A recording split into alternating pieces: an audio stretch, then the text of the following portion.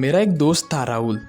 वो 5 साल विदेश में काम करके अच्छे खासे पैसे कमा चुका था और वो अब घर आ चुका था।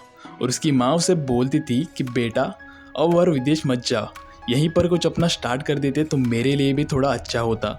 मेरा भी अभी अकेले मन नहीं लगता इस घर में। हाँ माँ, मैं भी कुछ बिजनेस स्टार्ट करने का सोच रहा हूँ अभी यहीं पर। अब राहुल को एक स्कूल का दोस्त मिलता है, समीर। और समीर जो था वो एक अच्छी कंपनी में एम्प्लॉय था। अच्छी खासी इनकम थी उसकी और गाड़ी घर सब बना लिया था उसने। और राहुल तो अभी सेविंग्स करके विदेश से आया था। अब राहुल सोचता है कि मैं अपना एक ड्रॉप शिपिंग की बिजनेस स्टार्ट करूँगा। मेरे पैसे तो इन्वेस्ट ही हो रहे हैं मेरे ही बिजनेस में। राहुल ने अपना प्रोडक्ट भी सोच लिया था। वो एक मसाजर था और अच्छा ट्रेंडिंग प्रोडक्ट भी था मार्केट में। तो राहुल डायरेक्टली एक अच्छे डीलर से कांटेक्ट करके अपने घर पर 2-3 लाख का स्टॉक मंगा लेता है और इंस्टाग्राम FB पर मेटा एड चलाकर सेल भी अच्छे करने लग गया था।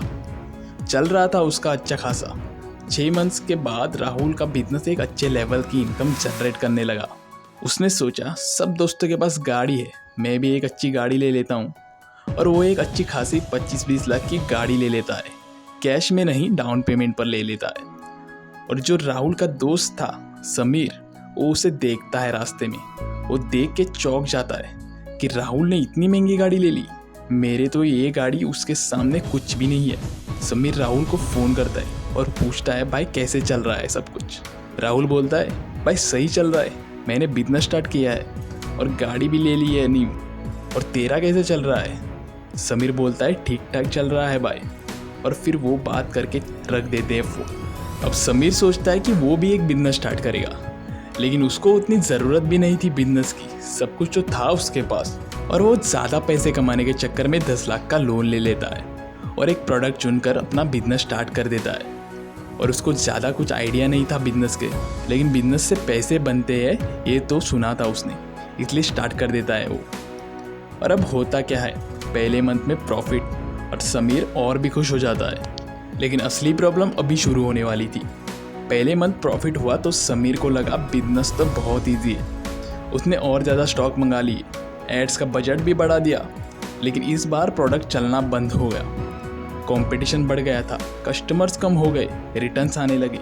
जो पैसा आ रहा था उससे ज़्यादा पैसा जा रहा था। हर महीने EMI भी भरनी थी, ऑफिस की जॉब अलग, बिजनेस का स्ट्रेस अलग।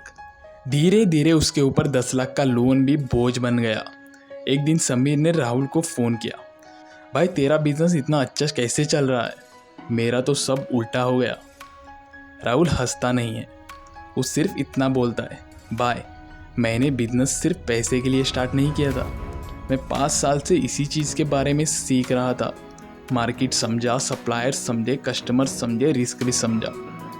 तू सिर्फ मेरी गाड़ी देखकर बिजनेस में आ गया, लेकिन मेरी 5 साल की मेहनत नहीं देखी। समीर कुछ देर चुप रहता है। उस दिन उसको समझ आ गया, प्रॉब्लम बिजनेस में नहीं थी, प्रॉब्लम उसकी सोच में थी। दोस्तों, जॉब बुरी नहीं होती, बिजनेस भी बुरा नहीं होता। बुरा तब होता है जब हम किसी और की सक्सेस देखकर बिना सोचे समझे उसको कॉपी करने लगते हैं। हर इंसान का टाइम अलग होता है, हर इंसान की सिचुएशन अलग होती है। अगर बिजनेस करना है तो पहले उसकी नॉलेज लो, उस फील्ड में को समझो। और सबसे इम्पोर्टेंट ये मत सोचो कि उसने कर लिया तो मैं भी कर लूँगा, क्योंकि इंस्टाग्राम पर सिर्फ रिजल्ट दिखाई देता है। उस रिजल्ट के पीछे कितने साल की मेहनत है वो कोई नहीं दिखाता। इसलिए दूसरों की गाड़ी मत देखो, अपना रास्ता देखो। तभी जो भी करोगे, जॉब हो या बिजनेस, उसमें जीतने के चांसेस सबसे ज़्यादा होंगे।